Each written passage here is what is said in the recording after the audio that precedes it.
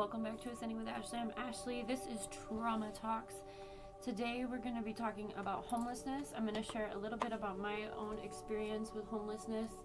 And this is a community project over here on my YouTube. It is, we are leaving the comments on. I am going to put some guidelines for commenting if you so choose, but other folks who are either experiencing homelessness right now or have in the past are welcome to share their own experiences. And if you are not one of those people, then if you comment, you have to be supportive. We are trying to create a safe space with this project over here. So I was homeless for only a couple months in Los Angeles right before, or was it during, or I think it was right before we got married, back in 2016. And it was hard. We had a car, so we weren't as homeless as a lot of people, you know. I wasn't strung out on drugs. My partner and I, neither of us were, but we were without a home, and we had a van. We bought a van so that we could live in it.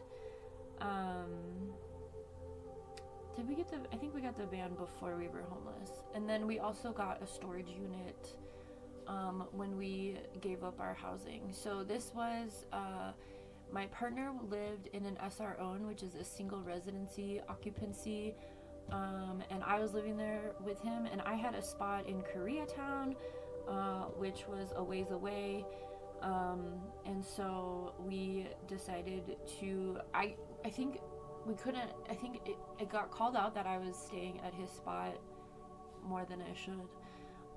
And I didn't want to keep paying rent for a space that I wasn't in anymore. So we both said fuck off, and we we decided to live in a van. At first it was pretty fun, because it was LA. I was new to LA, and my partner had been, you know, born and raised in LA. And so, you know, for me it was kind of fun, because it was like when the weekend would come around, it'd be like, what should we do? Should we go to Venice or Pasadena, or like, where should we go? We had a gym pass for, what was it, 24-hour fitness, I think. And so we would kind of gravitate to areas of LA that also had a gym, so we could go swimming and shower and stuff like that. But it was difficult. So I moved myself into the storage unit with a rolly cart, actually. So I had to take one bus to get to the train, and then I had to take the train downtown, and then I had to walk a couple blocks to the storage unit. And so I moved myself into our storage unit using a rolly cart for a couple weeks. And then I didn't have too much at that time, because I was finishing my master's program, and so I left a lot of stuff in Prescott, and I just had shit all over the place, right? But I didn't have too much. I had books and clothes. I always have a fuck ton of clothes, as you probably can tell. My wardrobe is constantly growing. Anyway, so the hard part about LA, this was before like car camping became like a national phenomenon. I think the thing that a lot of people don't understand about poverty is how expensive it is to be poor, which just sounds ironic, but there are constantly fines and fees and prejudices around your stability, right? So we would the parking laws got really insane as we were homeless. LA is like the homeless capital of the nation. It has an incredibly large homeless population. And my partner at the time, who is baby daddy, by the way, and husband, okay, same person, but he and I met doing human rights work around homelessness. I was there for my research part of my master's thesis, working at his organization. Well, it's not his, but working at the organization that he works with. And he's a human rights organizer in Skid Row. And Skid Row is, again, the homeless capital of the nation. It is an epicenter of homelessness, prostitution, drugs, mental health, right? So I was doing my work around mental health, and working with folks and building some community groups. As you know, after this situation, I started facilitating mental health groups a couple years after this, year or so after. But one thing about being homeless in LA is it's incredibly criminalized, right? So there's no affordable housing. And LA I'm using as an example because that was my experience, but you can take this framework and move it to literally any city in the United States in particular. And it will be the same thing. Highly criminalized, laws being passed against folks who are either living in cars or have RVs, parking laws. So we got like a fuck ton of parking tickets, and by principle, baby daddy would like not pay them, and that can lead to more criminalization. And I was like, no, we're gonna take care of these things. And then, I should have seen that as a red flag, but I was so, at that time I was just enthralled. And so, it did lead to future problems with financial abuse for me. Like my name was put on all the bills and then we didn't pay the bills. That was a problem. And so things like that. So be careful if you are finding yourself in a situation like this. And also the storage unit had certain hours. So you could only access your stuff by certain times and stuff like that. So it was a lot. I would take the car and kind of just do my own thing in LA. But it was very overwhelming. So I would take him to work and then, wherever we slept that night, and then I would take him to work, drop him off. And then I would usually probably go to the storage unit and just switch stuff out, organize the car, clean the car. And then I would go, like to Echo Lake or to, I remember going to West Hollywood and going to the gym. And I didn't know West Hollywood was like the gay capital of Hollywood. And I was sitting in the hot tub with a bunch of gay guys, and I was like, oh, this is interesting. Why is everyone gay? But I had no idea. West Hollywood. But that was my experience. But I had fun at first, but after a couple months, because you can't cook. I mean, you can if you've got like a little butane grill. But we did a lot of eating out, which is also incredibly expensive, right? And then we didn't have a place to keep leftovers or whatnot. And he was using his office or the office space. He works at a nonprofit, a grassroots initiative, and he's worked there for like 20 years. So he and the executive director are like brothers, and so he could get away with a lot, like ironing his pants at work and stuff like that. That probably a lot of other people couldn't. And then we would like go to the gym at night and we would work out or shower. I would usually just shower and he'd work out. And then we'd go get food and find a place to park, right? So this is our experience. Again, it lasted a couple months, and then we were offered the house that we lived in when Niall was born. And that was cool for a little while until the landlord sold, or the owner sold it to a third company because he needed the money because he had a special child that needed a lot of help, so he sold the apartment to a third company, and it was this guy who wasn't very cool. And so that's when shit started getting weird. Baby daddy and this other man started, bumping heads, and then I would have to like swoop in and, But homelessness is very expensive. Again, we had a car, but you have to think about the maintenance on the car. Like one time I got pulled over in South LA. It was just me, and I got pulled over because my license plate in the front, one of the screws had fallen out because of the roads in LA. They're absolutely awful. So my license plate was like side, like this, like diagonal, and I got a ticket for that. Like stupid shit, right? So think about things a little differently. Like you have to be able to take care of maintenance if you have a car. In this conversation, I'd like to talk about sweeps, because since I left LA, The sweeps have really kicked up. So folks who aren't in a car, or even if they are, but let's talk about people who are not, who don't have that privilege, if they're just in a tent or if they're just homeless and out in the environments. You have to think about weather. You have to think about access to stuff. I think one of the things that I learned a lot while I was in this situation within Skid Row, not just necessarily in my own homelessness, but working around other folks who are homeless, is these sweeps are happening.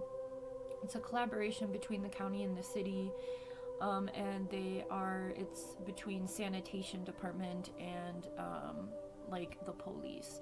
So right now what they're doing is they are sweeping, they're trying to disappear people, they're trying to, clean the streets, but really they are just making it really, really difficult for people to keep their belongings and have a space, right? So Skid Row historically has been a homeless community since like the 40s.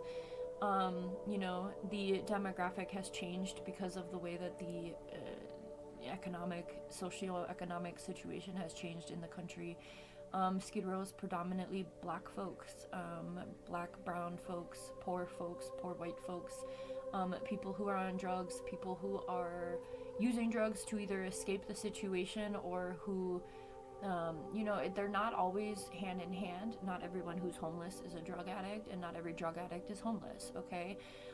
So allow yourself to be met with that and warp your reality a little bit, okay? The systems that be will continuously tell you that these are the problems, but the problem is that the city is not providing affordable housing. The cities do not care about people like that, and I think under this current administration that we're experiencing, homeless folks are being preyed upon because they're seen as a resource, right? Whether that be labor or organs, whether that's the forgotten or just easily to be killed and distributed. I think we really need to be honest with ourselves about this current administration and the actual evil goals that they have, and I think a lot of people are refusing to see that, even though it's abundantly clear that that's what's happening. People who have melanated skin, black folks, and brown folks, but black folks specifically, the higher the melanation or melanated skin. So melanin is what causes, like freckles are little bursts of melanin, if you are a white person. But like melanin is,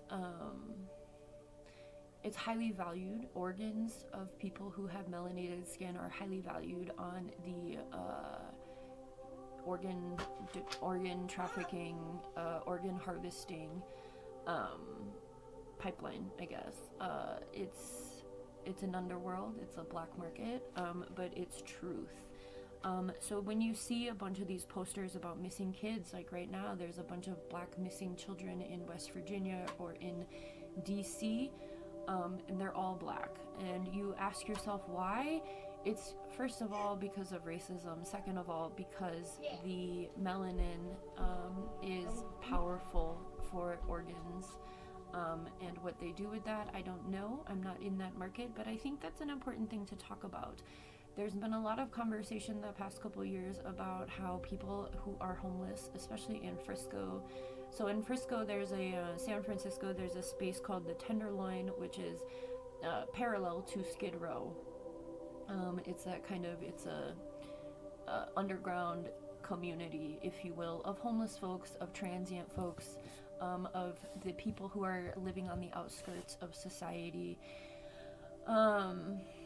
And the Tenderloin, a lot of people have been going missing or have been disappeared, and the sweeps are helping that happen. So one of the things that happens with the sweeps is the city comes by maybe a day or two in advance. If you get in advance, a lot of the times they don't even give you that. They'll just pull up and tell you need to move. So a lot of people who are experiencing homelessness have encampments. They have an entire life. They're like, okay, well, this is my house, so let me hook it up, right?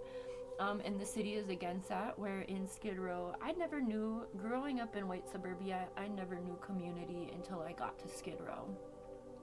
The way people look out for each other is something that was very foreign to me. it's a beautiful thing. Community is very real when that's all you've got, right? But what they'll do is they will pull up on people and they will take their stuff. I'm not saying that everything is hunky-dory. It's a beautiful place to be. I've already mentioned the things that happen. I've seen some horrible things. I've experienced some horrible things. But again, we need to focus on why that even exists in the first place. And it's because the systems that be, the powers that be, do not do enough to provide affordable, supportive housing. There are not enough resources available to people. Instead, they want to continue to feed the criminalization. It's a prison pipeline. So they want to put people in this revolving door of incarceration, right?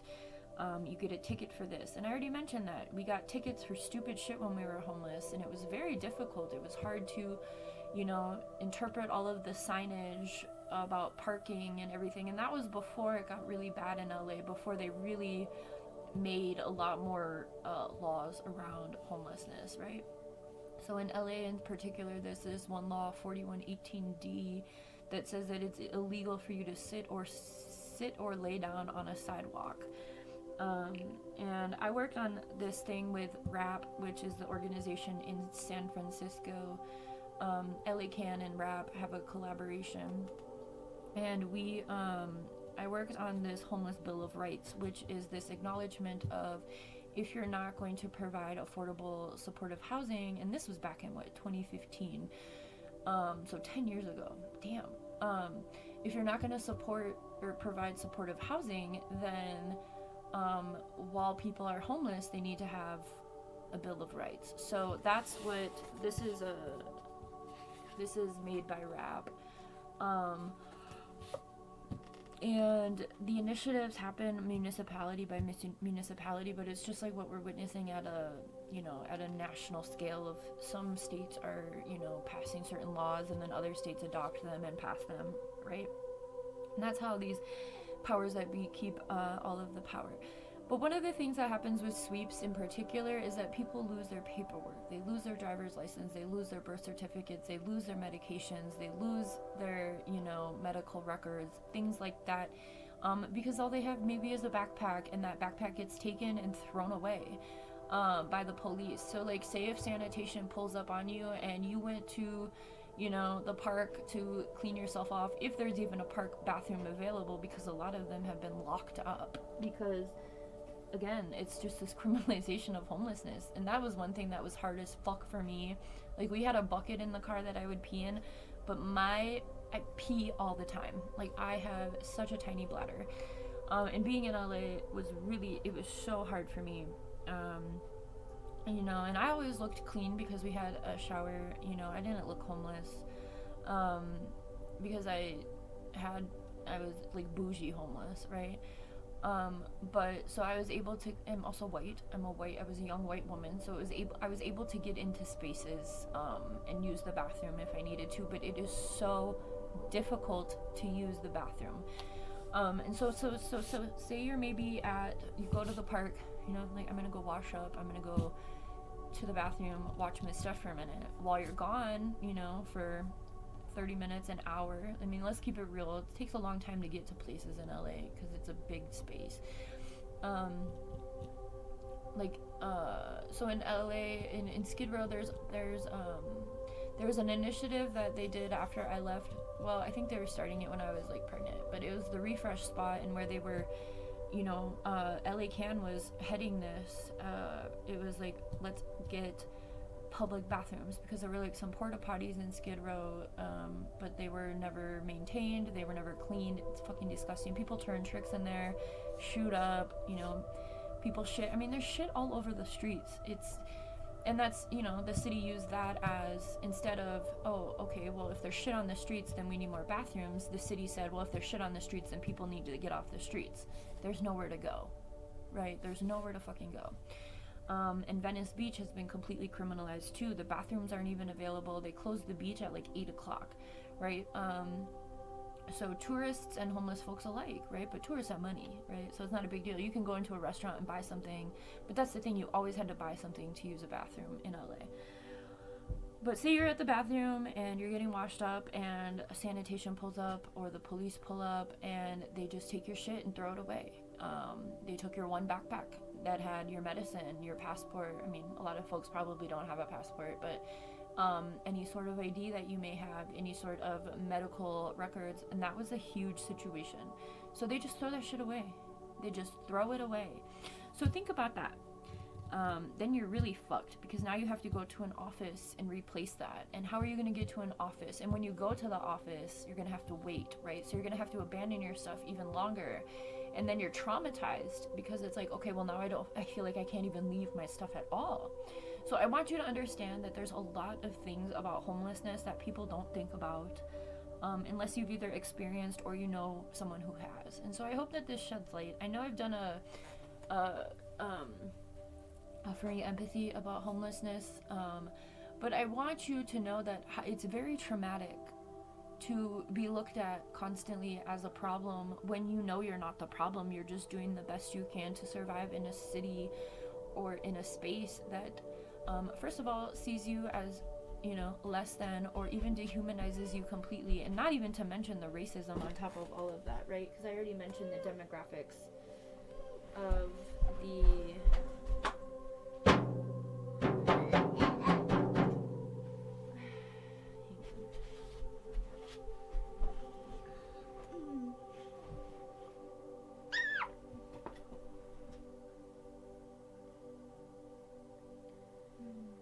okay, I think I got it. Yeah, it's downloading. All right. So, and then that's a lot of folks with, you know, think about kids. So right now what's happening at a federal level is that the feds are saying that homelessness is they're trying to like turn it into a felony. So here's the situation. The system is not providing any sort of affordable supportive housing, or if they are, they're not maintaining it. They want it to, you know, there's no money in that for commercial businesses or corporations, right? So a lot of the, like I mentioned, he was living in an SRO, which was affordable housing for single people. A lot of folks were able to get in with that. And it's based on, you know, your medical, you know, SSI, things like that. A lot of disabled folks, a lot of ex-cons, a lot of things like that. A lot of folks who aren't able to get into regular housing. And a lot of those are either not maintained or they are shutting them down because they want to flip the buildings into, you know, bougie ass. And that's what gentrification is. Gentrification is a form of colonialism within urban spaces. Gentrification is the, you know, there was this move to suburbs back in the, 60s? I don't know. But now it's like all of those descendants of people who left for the suburbs are coming back, a lot of yuppies, right? White folks who are taking over, right? Oh, I'm gonna make this a business here, and just like fucking escalate prices, and then the whole block has to go up on their prices, right? There was this one diner that I used to go to when I was leading the mental health groups, and they were this cute little Mexican family, and they made this incredible pesto panini. It was so fucking good. And I would work out because Planet Fitness was next to Share, which is where I did the mental health group. So I would go to work out, and then I'd smoke my cigarette and walk down the block, and I would go to lunch with myself at this little place, and then I would go and facilitate my group, and then I would go home back to South LA. This was in downtown, and I remember when I found out that they were going out of business, I was so bummed. I was always the only customer in there. I mean, if I wasn't the only one, there were only like a couple others. I really liked their food. I really liked them. They were sweet people.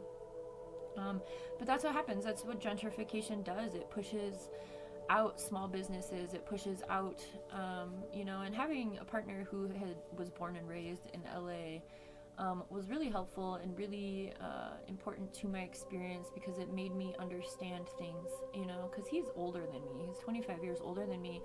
And so I would get like a history lesson every time we went anywhere. And it was cool. I really liked that. Like, there was this one taco shop we would always go to.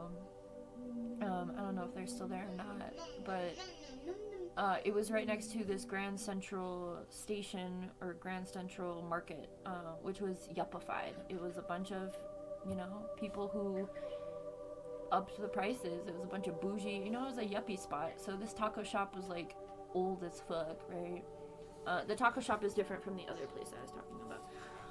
But either way, I want you to understand that if you don't have money to buy something, if you're in an urban environment, it's very difficult to even get into a business.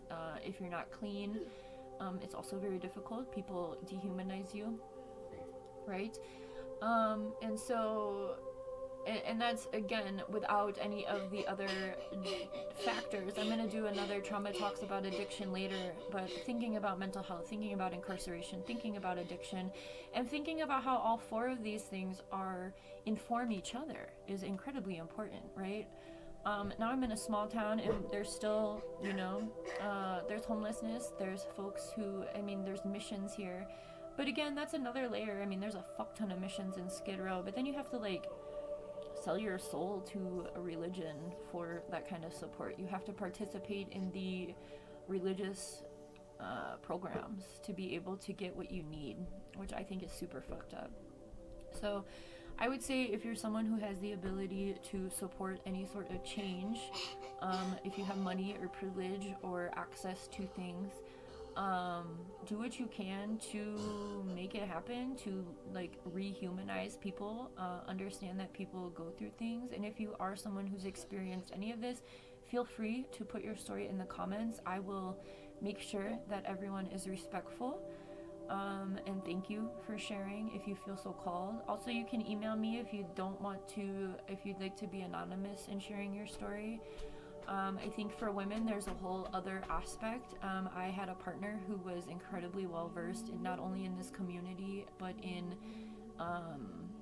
vigilante, right? I was never afraid when I was homeless, which is not the case for many women. I would say all women are preyed upon. I opened a porta potty one day and saw a woman turning tricks, and it hurt me. I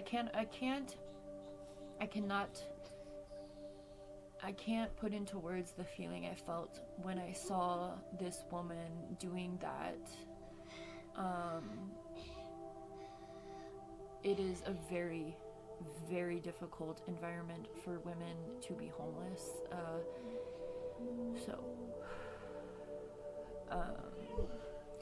I hope this helps. I hope that if this is something that you've never experienced, you can have compassion for folks who have. And I hope if this is something that you have experienced, I hope that it's something that you've been able to overcome. Many people are never able to overcome it, especially in this country, and especially as we see the wealth gap continue to expand. And now more criminalization being placed on that. So after 2 months, I was over it. And I had a car. So, have a good one.